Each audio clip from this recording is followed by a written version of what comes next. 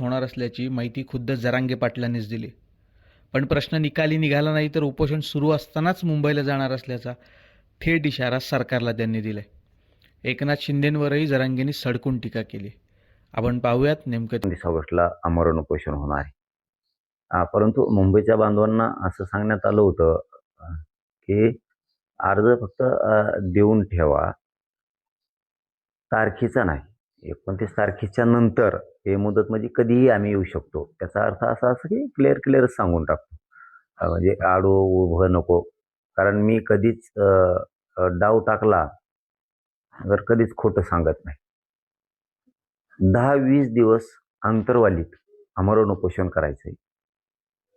10-20 दिवसाचं आमरण उपोषण करून बी सरकारनं जर प्रश्न नाही सोडला तर तसंच मुंबईला निघायचं म्हणून ते दिलेलं निवेदन आहे.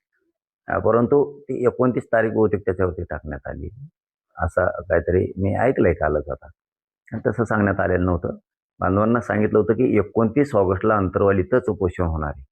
पण 10-20 दिवसही उपोषण करून जर सरकार दखल घेणार नसलं तर आपल्याला मुंबईकडे निघायचं, त्या दृष्टिकोनातून ते दिलेलं आहे. काही कोणाला जर वाटत असेल बाबा की आमचं निवेदन दिलंय म्हणून तुम्ही दिलंय तर मग आम्हाला आधी परवानगी द्या, पहिलं प्राधान्य आम्हाला द्या. काही स्वयंघोषित नेते तर ओबीसी समाज नाही की ज्यांना स्वतःचा स्वार्थ साधायचा आहे, राजकीय पोळी भाजायची, असे काय अडचण नाही. मला तुमचीच परवानगी घ्या, काही अडचण नाही आम्हाला. आम्ही 29 ऑगस्टला इथं करून येणार आहेत तिकडे. पण आता वारंवार उपोषण करताय, तुमच्या शरीराला थकवा जाणवतोय, याच्यातून बरेच जास्त व्यक्त होते की तुमच्या जीवाला धोका होऊ शकतो. एवढा धोका तुम्ही का पत्करताय? ते देवेंद्र फडणवीसमुळे आणि एकनाथ शिंदेमुळे आमच्या जीवाला धोके निर्माण झाले, आमच्या भविष्याला धोके निर्माण झाले. मराठा समाजाच्या जीवन मरणाशी धोका निर्माण झालाय देवेंद्र फडणवीसांमुळे, एकनाथ शिंदेमुळे. यांनी न रद्द होणारे प्रमाणपत्र रद्द करायला सुरुवात केली. मी गप्प कस काय बसणार?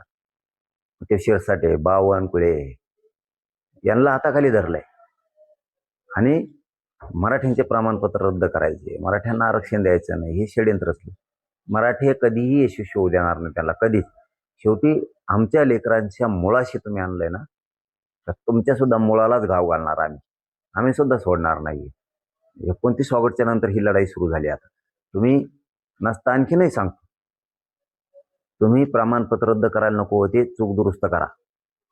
व्हॅलिडिटीची 58 लाखाचे प्रमाणपत्र द्या, सगळ्या गॅझेटियरचे GR काढा आणि मराठवाड्यातल्या मराठ्यांचा जो GR काढलाय त्याचे प्रमाणपत्र द्यायला सुरुवात करा.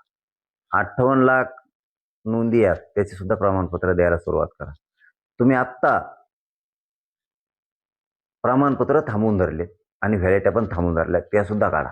तुम्हाला सुट्टी नाही. आता तुम्हाला दिसेना, आता कमी बोलणं जास्त काम तुम्हाला थोड्या दिवसात दिसेना. उपोषण होणार का आणि त्यानंतर पण मुंबईकडे जाऊया? 10-20 दिवसही इथं उपोषण करून जर सरकार ठेप्यालाच येणार नसलं तर मुंबईला जावं लागणार.